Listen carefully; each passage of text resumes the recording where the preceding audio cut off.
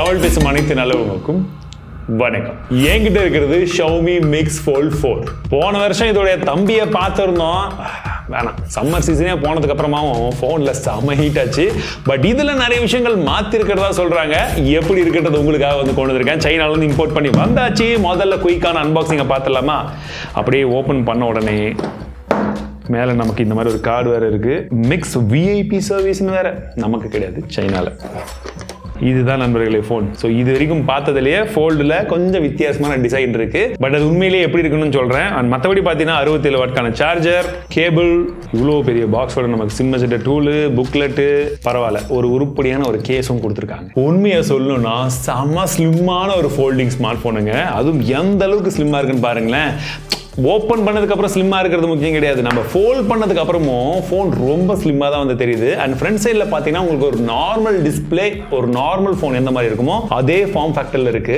Plus இந்த டிசைனோட உங்களுக்கு ஒரு கர்வையும் வந்து எல்லா சைட்லையுமே கொடுத்துருக்காங்களா. பின்னாடி பிடிக்கும் போதும் அந்த கர்வ் இருக்கு, முன்னாடி டிஸ்பிளேலையுமே அந்த கர்வ் கொடுத்துருக்காங்க. ஸோ கையில் எடுக்கும் போது நம்ம ஒரு பெரிய ஃபோனை பிடிக்கிறோம் அப்படின்ற ஃபீல் இல்லை. ஆக்சுவலி பெரிய ஃபோனே இல்லை, பட் இருந்தாலும் ஒரு ஃபோல்டிங் ஃபோனில் this is the most comfortable phone I have used till date. ஆனால் அந்த டிசைனை பொறுத்த வரைக்கும் கண்டிப்பாக நான் ஷாமியை பாராட்டியே ஆகணும். ஏன்னா சைடில் அந்த மெட்டல் ஃபினிஷிங்கை கொடுத்து ஜஸ்ட் போட்டு அப்படியே விடாமல் இந்த கர்வோட அந்த ஆஸ்தட்டிக்ஸும் வந்து சேர்ற மாதிரி இந்த பாருங்க, இந்த போர்ட் இடத்துல எல்லாமே அது ஒரு ஃபினிஷிங் டச்சே வந்து நல்லா இருக்கு. கையில் எடுக்கும்போது அந்த ஃபீலும் இருக்கு. பட் கையில் எடுத்தும் போது அந்த வெயிட் பேலன்சிங்லாம் நல்லா இருக்கான்னு கேட்டிங்கன்னா அதுதான் கிடையாது. ஏன்னா மேலே இவ்வளோ பெருசாக கேமராலாம் வந்து கொடுத்துருக்காங்க பார்த்தீங்களா. கொஞ்சமாக மேல் சைடில் அந்த வெயிட் கொஞ்சம் போகுது. நம்ம பிடிச்சி கொஞ்சம் பழகினாதான் அது கொஞ்சம் கரெக்டாக இருக்கும். ஸோ கேமரான்னு சொல்லும் போது இந்த கேமரா டிசைன் கொஞ்சம் வித்தியாசமாக இருக்கு. பார்க்கறதுக்கு வாவுன்னு சொல்ற அளவுக்கு இல்லாட்டியுமே அந்த டிசைன்ல பார்த்தீங்கன்னா அப்படியே ஸ்டெப்பாக 3 படிக்கட்டு வச்சிருக்காங்க. ஃபர்ஸ்ட் படிக்கட்டு இந்த டிசைன் என்னவோ அதே மெட்டல் காம்பினேஷன், அதுக்கு மேலே நம்ம பார்க்கக்கூடிய வேற ஒரு கலர், அதுக்கு மேலே கேமராவோட பம்போட சேர்த்து அந்த ஒரு கலர் பார்க்கறதுக்கு வித்தியாசமாக இருக்குதுல்ல. ப்ளஸ் லைக்காவுடைய லோகோவும் போட்டிருக்கு. ஸோ எனக்கு டைம் கிடைச்ச இந்த கொஞ்ச நேரத்தில் நான் அதை யூஸ் பண்ணும்போது பார்த்தீங்கன்னா பாக்கெட்டில் வச்சு எடுக்கிறதா ரொம்ப நார்மல் ஃபோன் யூஸ் பண்ணுற மாதிரி ஒரு ஃபீலும் இருந்தது. அண்ட் அந்த அளவுக்கு யூசபிலிட்டியும் வந்து இருந்ததுன்னு சொல்லலாம். ஆனால் அவுட்டோர் விசிபிலிட்டியை பொறுத்த வரைக்கும் அந்த அளவுக்கு வந்து இல்லைங்க. 1600 நிட்ஸ்ன்னு சொன்னாலுமே அவுட்டோர் விசிபிலிட்டி இன்னும் கொஞ்சம் பெட்டர் பண்ணியிருந்திருக்கணும். பட் மற்றபடி நீங்கள் வெளியில் இருக்கக்கூடிய டிஸ்பிளே நம்ம நார்மல் டிஸ்பிளே மாதிரி இருக்கிறதுனால நம்ம அதையே அதிகமாக யூஸ் பண்ணிடுறோம். ஓப்பன் பண்ணி உள்ள போகிறதுக்கான சான்சஸ் ரொம்ப கம்மி. இப்போ நைட் டைம்லாம் பார்த்தீங்கன்னா இந்த டிசி டிமிங், பிடபிள்யூ டிமிங் ரெண்டுமே இருக்கு. ஸோ மோஸ்ட்லி இது ஒரு ஃபிளிக்கர் ஃப்ரீ டிஸ்பிளே தான், அதனால பிரச்சனை இல்லை. சரி, ஓப்பன் பண்ணும் போது அது எப்படி இருக்குன்னு பார்த்தீங்கன்னா உள்ள க்ரீஸ் தெரியுது கண்டிப்பா. ஏன்னா இந்த அளவுக்கு ஸ்லிம்மா இருக்கும் போது இந்த புளி தெரிஞ்சே ஆகும்ல, அது தெரியுது. பட் ஹிஞ்சஸ் வந்து பரவாயில்ல, போன வாட்டியோட இந்த வாட்டி கொஞ்சம் இம்ப்ரூவ் பண்ணியிருக்காங்க.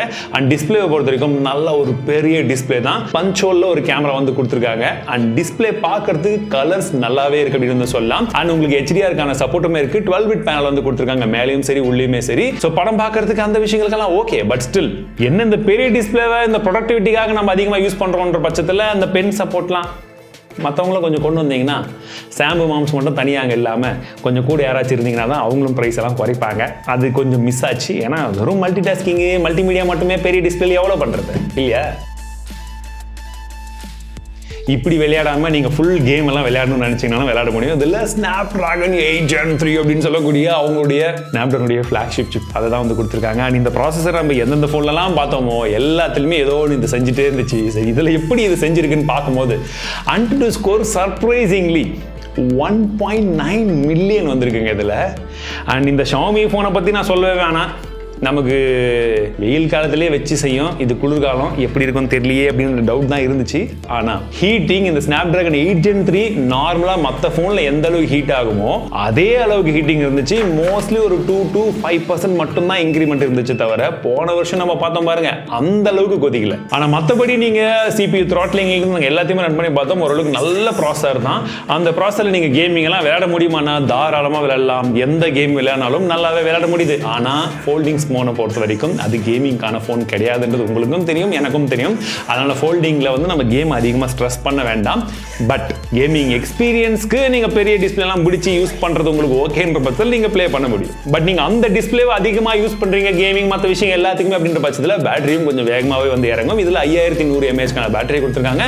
அண்ட் ஃபாஸ்ட் சார்ஜர் பாக்ஸ்லேயே வருது. இந்த ஃபோல்டிங் ஃபோனை பொறுத்த வரைக்கும் வெறும் ஃபிளாக்ஷிப் ப்ராசஸரோட மட்டும்தான் லான்ச் பண்ண ஏதாச்சும் இருக்கான்றது எனக்கு சத்தியமாக புரியல. ஏன்னா எல்லாமே ஃபிளாக்ஷிப் ப்ராசஸரோட லான்ச் பண்றாங்க. அந்த அளவுக்கான பெர்ஃபார்மன்ஸ் ஒரு ஃபோல்டிங் ஸ்மார்ட் போன்ல நமக்கு தேவை கிடையாது. நமக்கு தேவையானது ப்ரொடக்டிவிட்டி தான். ஏன்னா அவ்வளவு பெரிய டிஸ்பிளே நம்ம அதை தான் யூஸ் பண்ணோம்.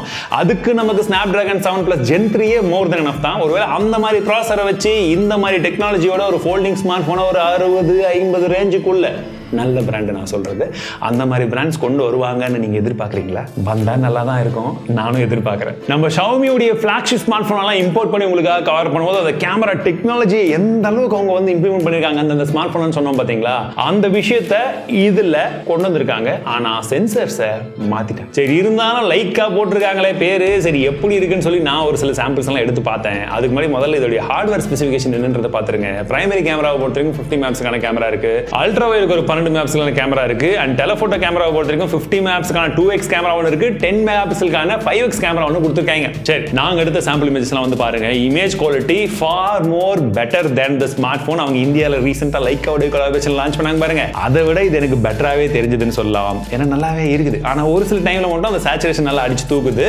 அண்ட் ஸ்பெஷலி அந்த டெலஃபோட்டோவில் நம்ம எடுக்கக்கூடிய இமேஜஸ் எல்லாம் பார்க்கறதுக்கு நல்லாவே இருந்தது.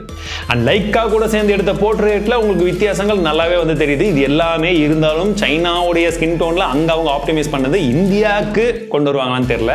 ஆனா கொண்டு வந்து ஆப்டிமைஸ் பண்ணாங்கன்னா உண்மையாவே நல்லா தான் இருக்கும். பிரைசிங்கோட சேர்த்து லான்ச்சே பண்ண மாட்டாங்க நண்பர்களே, அதனால விட்டுருங்க. பட் இருந்தாலும் டெக்னாலஜி என்னன்றதை தெரிஞ்சுக்கோங்க. நம்ம தமிழ் பேசும் அனைத்து நல்ல உள்ளங்களும் வெளியிலலாம் இருக்காங்க இல்லைங்களா, ஸோ அவங்க யாராச்சும் வாங்கணும்னு நினைச்சீங்கன்னா டெக்னாலஜி என்ன இருக்குன்றதை தெரிஞ்சுக்கோங்க. அதுக்கப்புறம் வாங்கலாம் வேணாம் மட்டும் முடிவு எடுத்துக்கோங்க. அண்ட் ஒருவேளை இந்த ஸ்மார்ட் போனை பத்தி இன்னும் நீங்க தெரிஞ்சுக்கணும்னு ஆசைப்பட்டீங்கன்னா ஃபுல் ஸ்பெசிஃபிகேஷன் என்னன்றது உங்களுக்கு டிஸ்பிளேல வந்து காமிக்கிறேன், நீங்களே வந்து செக் பண்ணிக்கலாம். அண்ட் மற்றபடி இந்த வீடியோவை பத்தி உங்களுடைய கருத்துக்கள் என்னன்றதை ஷேர் பண்றீங்களா இல்லையோ, மறக்காம இந்த போனை பத்தி உங்களுடைய கருத்துக்கள் என்னன்றதை ஷேர் பண்ணுங்க.